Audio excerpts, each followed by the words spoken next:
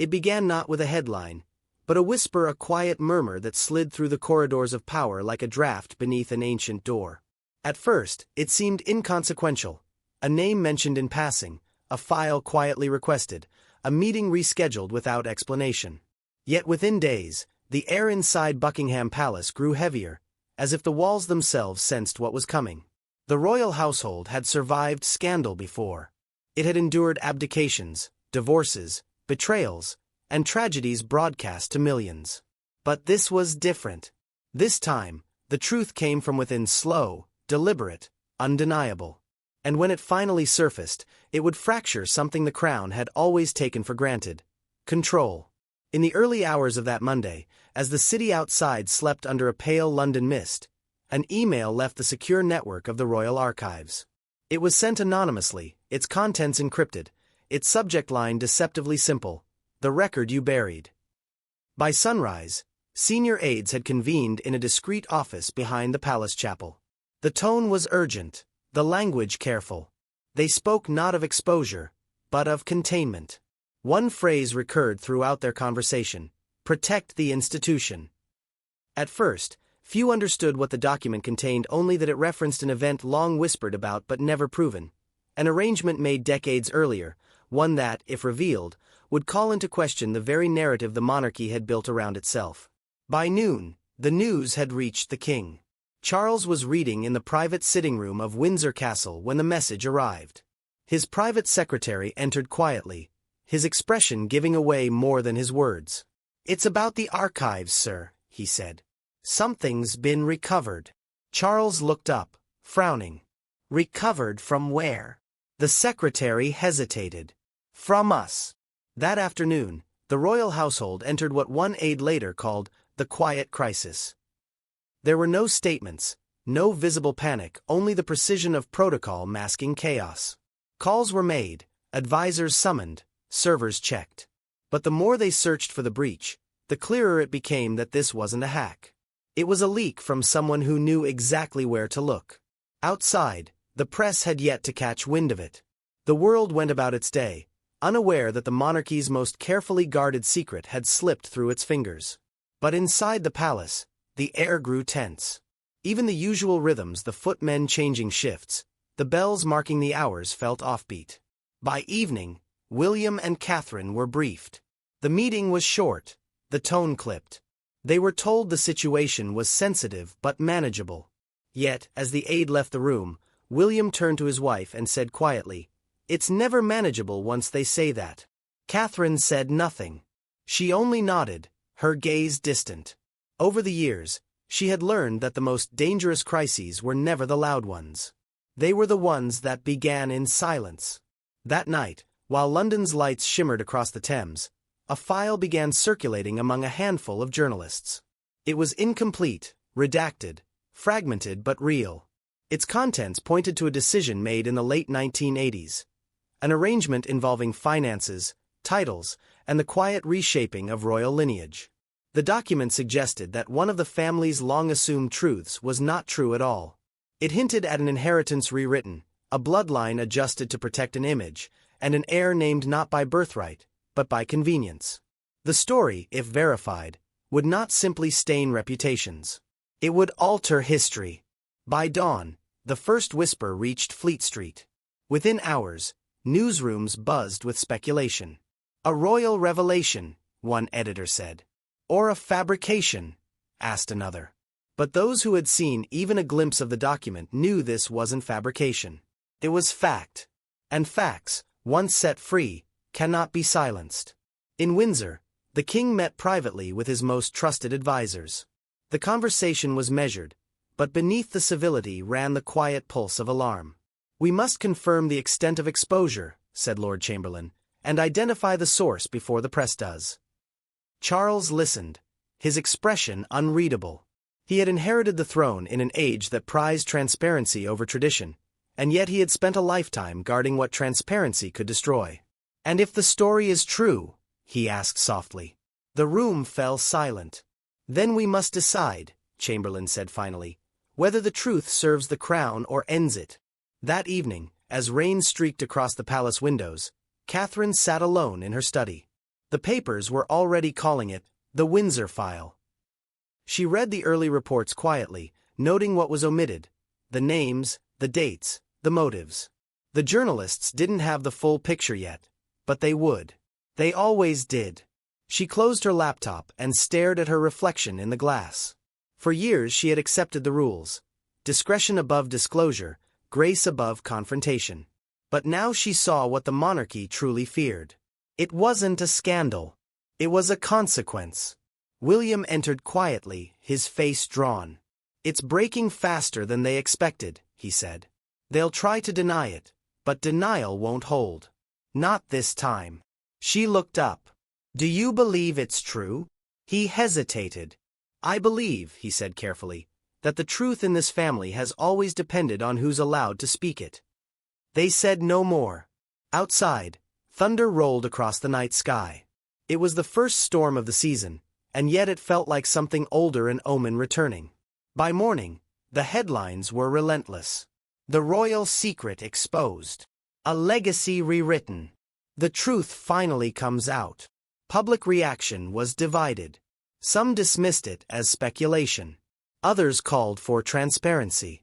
But across the country, one sentiment echoed louder than outrage: heartbreak. The monarchy had always been Britain's mirror, reflecting its history, its resilience, its illusions of permanence. But now, as truth spread like ink through water, that mirror began to crack. The palace remained silent. Officially. Unofficially, phones rang through the night. Lawyers drafted statements that would never be released, and courtiers whispered in corners about how much more could still come out. Inside those gilded walls, the truth had finally emerged. And though it had taken decades to surface, it carried the weight of centuries. The whisper that had started it all was now a roar.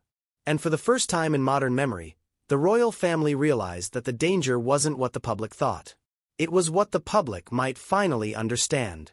The morning after the story broke, Buckingham Palace became a theater of controlled chaos. Corridors that usually echoed with quiet precision now hummed with unease. Aides hurried between rooms, their expressions composed, but their pace betraying panic.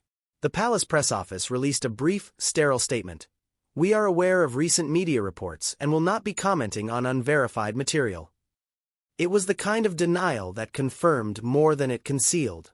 In the communications room, screens glowed with live feeds from across the world. Every network carried the same story. Anchors spoke with reverence and caution. Historians speculated, and legal analysts debated implications none dared name aloud.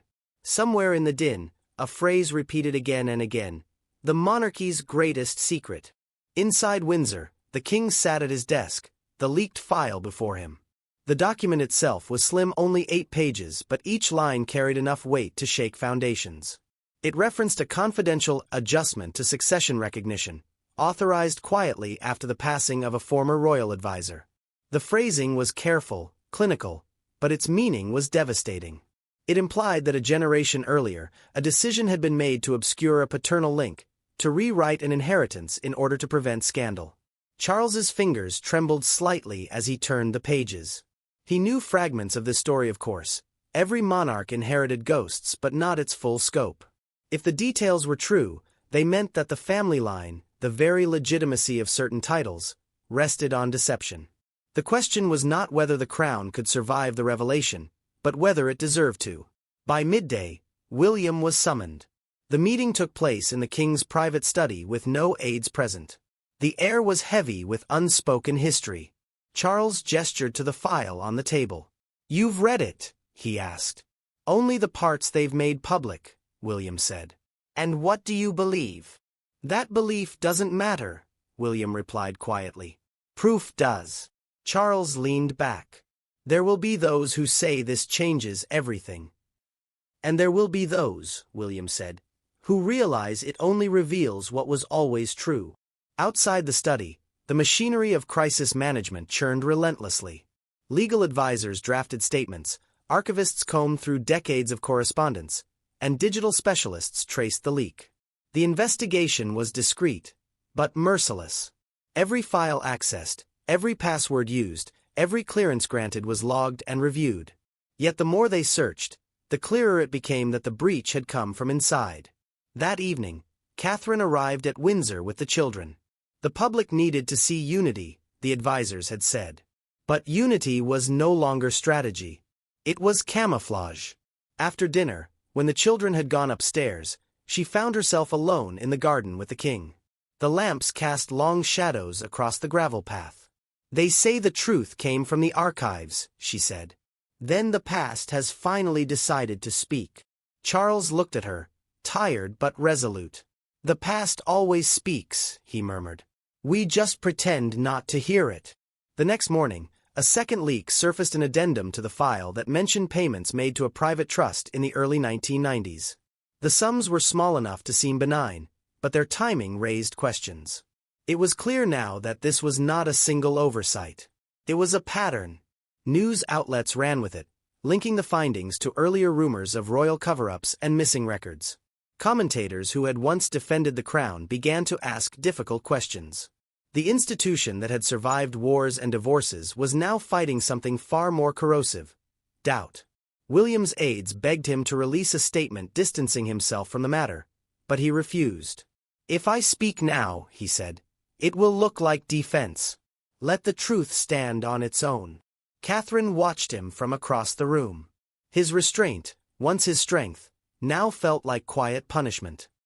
He was bearing the shame of a secret he hadn't created. That night, a meeting was held at Clarence House. Present were only the king, his private secretary, and two senior advisers. They discussed strategy in hushed tones, their voices a blend of fear and fatigue. One suggested a full inquiry transparency to rebuild trust. Another warned it would destroy what little faith remained. Charles said nothing for a long while. Then finally he spoke. "We can withstand scandal," he said. "We cannot withstand erosion." The room fell silent. Everyone understood. Scandal passes. Erosion is permanent. Meanwhile, public reaction had shifted. The initial shock was fading, replaced by quiet disillusionment. Outside palace gates, well-wishers still left flowers and letters, but their messages had changed. "Tell us the truth," one read.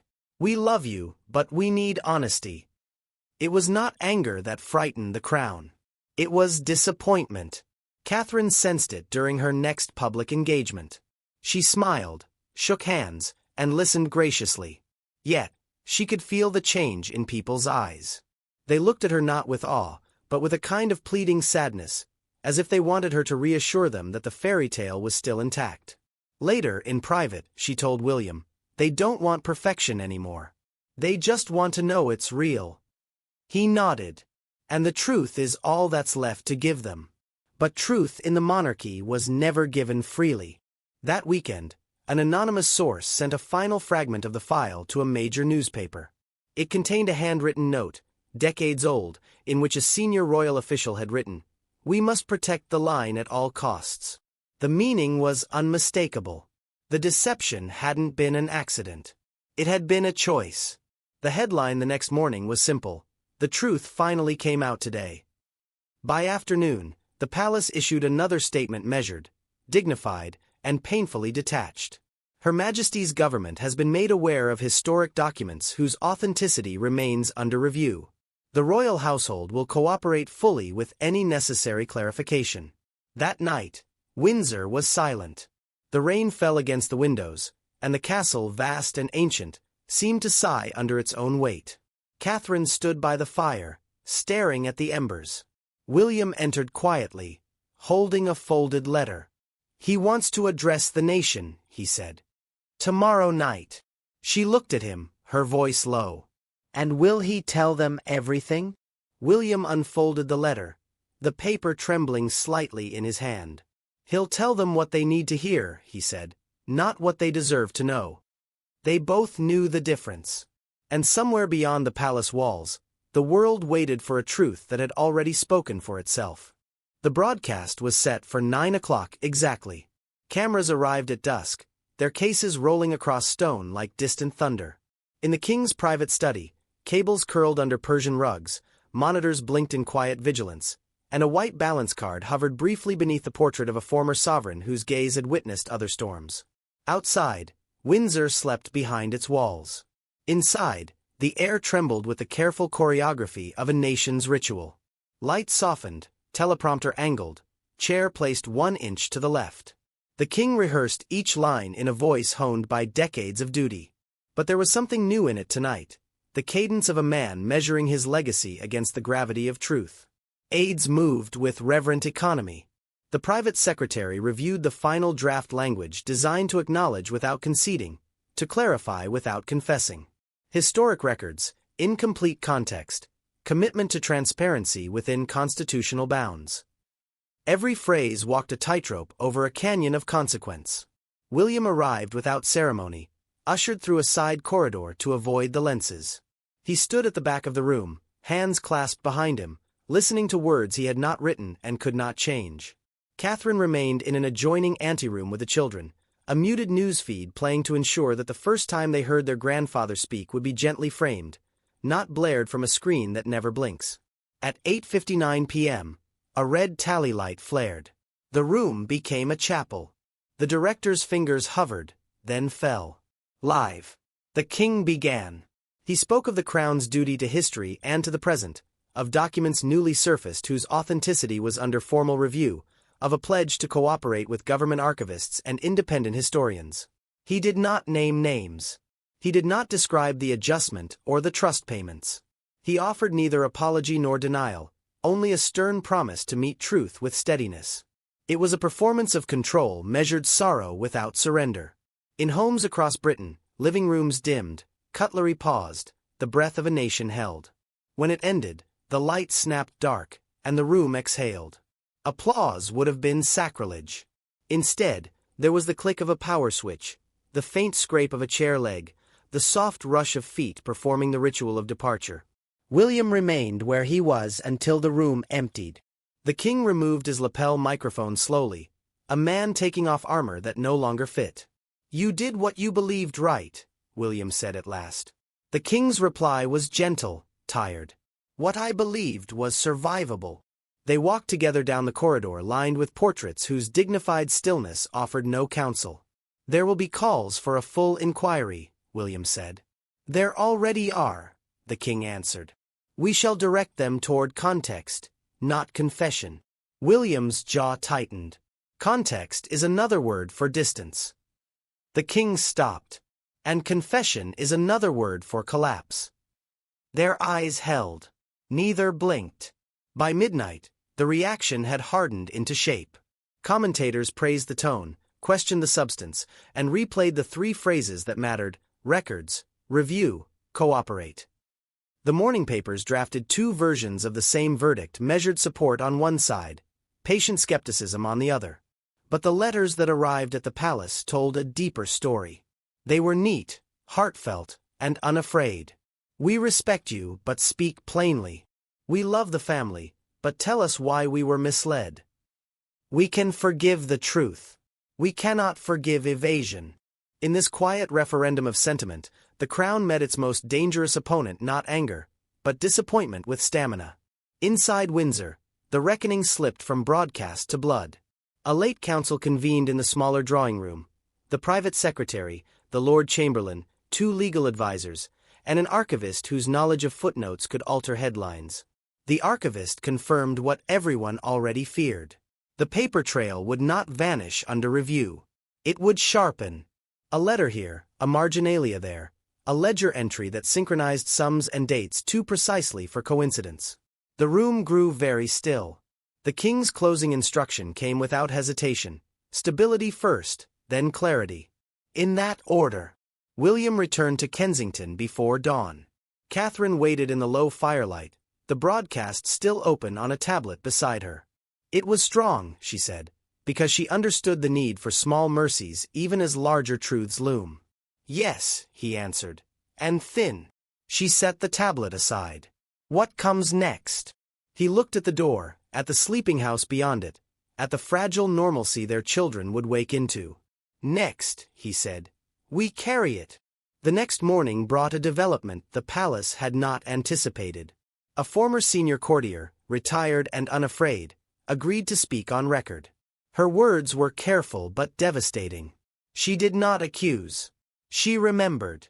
She recalled meetings where reputational weather was weighed against institutional continuity. She spoke of protections arranged for the line, of choices made in the old language of necessity. She never said, deception. She did not need to. The interview ran at noon and detonated like a polite bomb. Within hours, the government announced an independent historical review, eminent scholars, limited scope, and a rapid timeline. It was billed as decisive housekeeping, but everyone recognized the choreography. The palace would cooperate. The review would contextualize.